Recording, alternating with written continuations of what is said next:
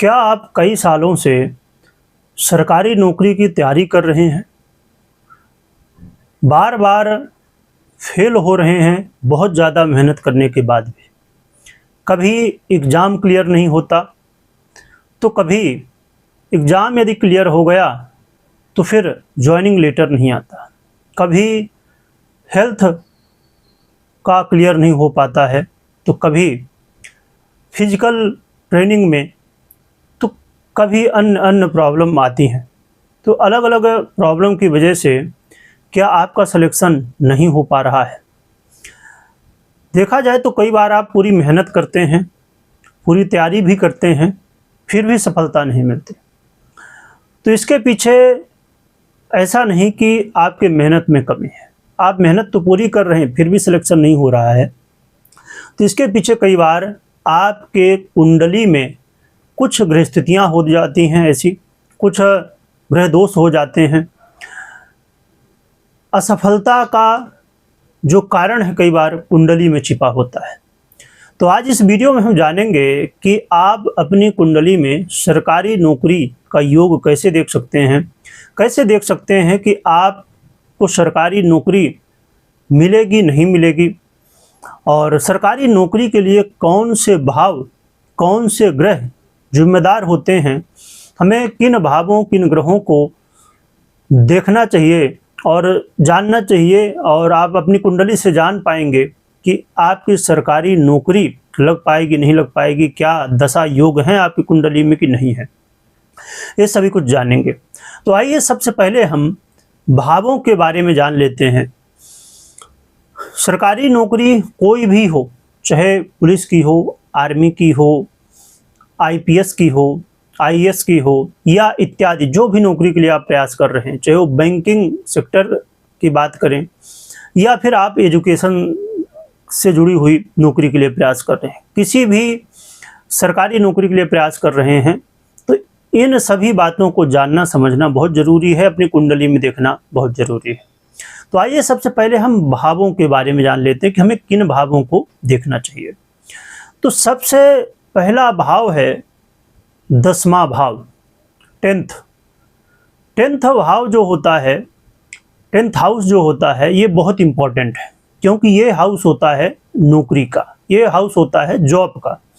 तो हमें सबसे पहले देखना चाहिए 10th हाउस की कैसी स्थिति है, क्या वहाँ पर कोई ग्रह की वजह से कोई ग्रह बैठा है, या कोई ग्रह की दृष्टि है, या किस वजह से प्रॉब्लम आ रही है। तो सबसे पहले 10th हाउस को देखना चाहिए, हमारी नौकरी क्या सरकारी लग सकती है नहीं लग सकती। इसके लिए सबसे पहला जो भाव है वो है 10th हाउस।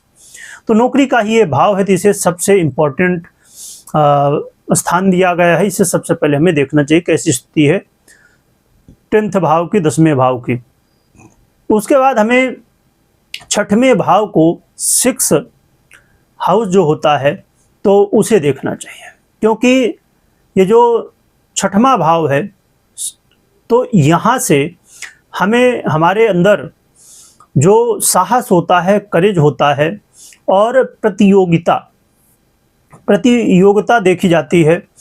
क्योंकि सरकारी नौकरी के लिए जब आप तैयारी करते हैं, सरकारी नौकरी के लिए प्रयास करते हैं, तो वहाँ पर कंपटीशन बहुत होता है। तो ये 6वां भाव कंपटीशन का भाव है, ये करेज का भाव है, तो जिसकी वजह से आपको बहुत देखना ज़रूरी है इसे, क्योंकि ये शत्रु का भी भाव माना जाता है, यानी कंपटीटर हमारे। तो इसमें 6वें भाव को भी हमें ज़रूर देखना चाहिए। इसके बाद हमें 11th हाउस यानी 11वें भाव को देखना चाहिए। 11वां भाव सक्सेस का है, 11वां भाव मनी का है, पैसे का है।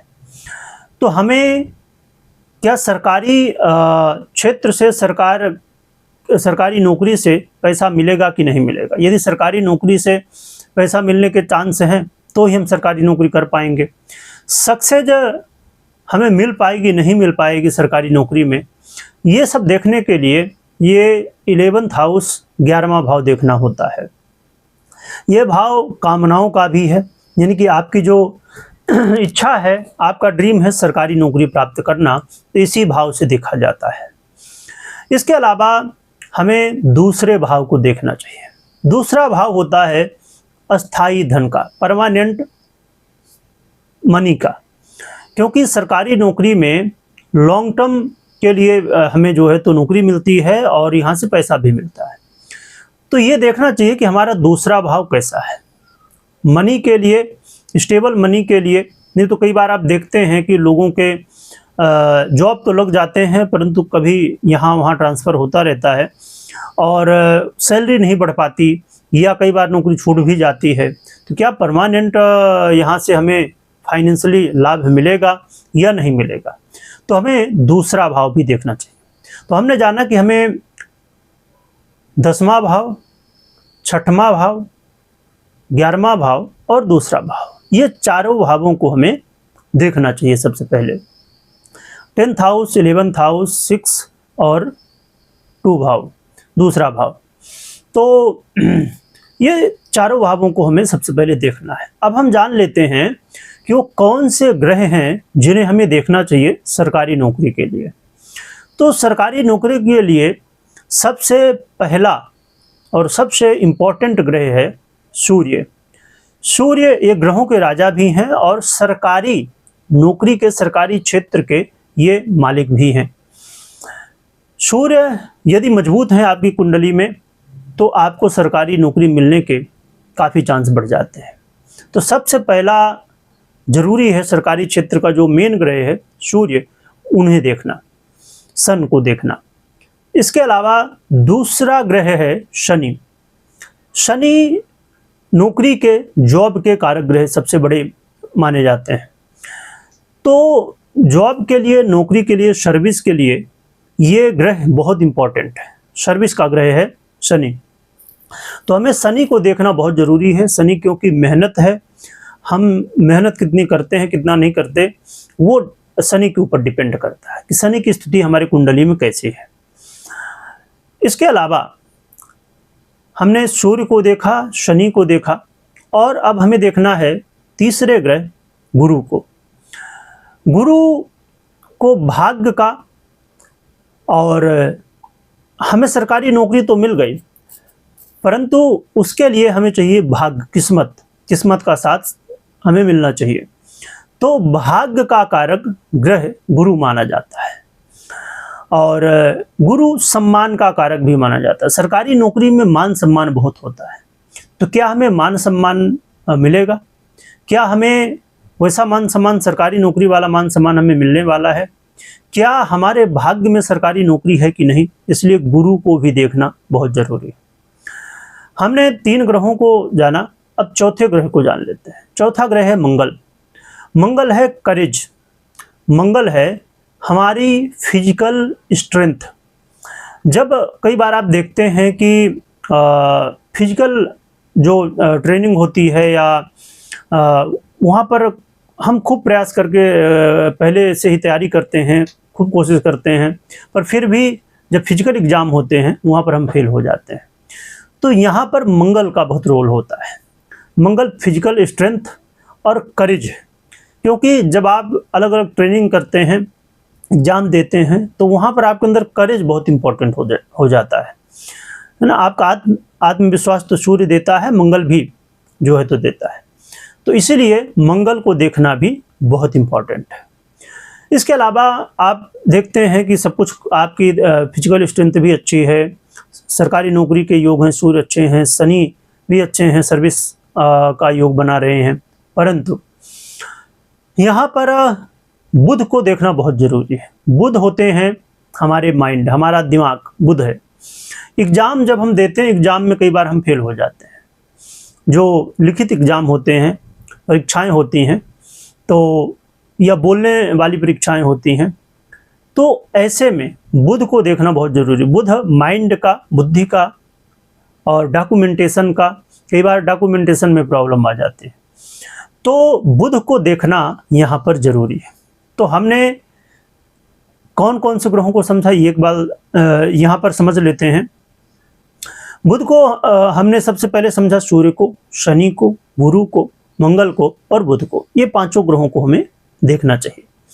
इसके बाद अब हम जान लेते हैं कि और भी क्या हमें देखना चाहिए सरकारी नौकरी के लिए। तो इसके अलावा हमें यह देखना है कि गोचर में क्या ग्रह स्थितियां हैं। तो कैसे देखना है गोचर में?